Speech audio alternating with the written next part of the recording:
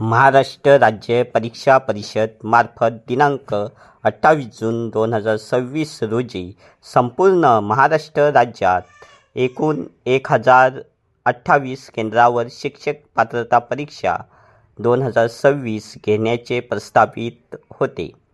नीट 2026च्या परीक्षेमधील गैरप्रकार लक्षात घेऊन महाराष्ट्र राज्य परीक्षा परिषदेच्या वतीने सुरक्षिततेच्या सर्व उपाययोजना केलेल्या होत्या.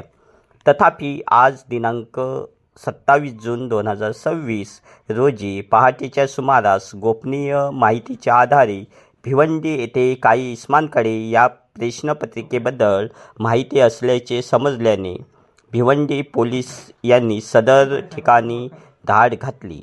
यानंतर तपासणीसाठी महाराष्ट्र राज्य परीक्षा परिषदेच्या अधिकाऱ्यांना बोलावून तातडीने पडताळणी केली असता सदर इसमांकडे शिक्षक पात्रता परीक्षा जून 2026 परीक्षेच्या प्रश्नपत्रिकेतील काही प्रश्न समान असल्याचे आढळून आल्याने भिवंडी पोलीस ठाण्यात गुन्हा नोंदविण्यात आलेला आहे.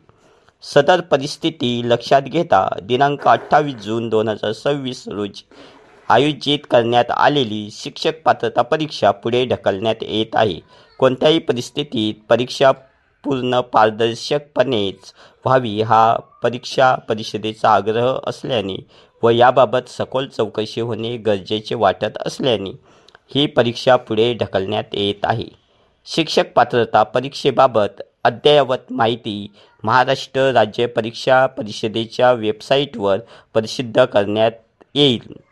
आयुक्त महाराष्ट्र राज्य परीक्षा परिषद पुणे.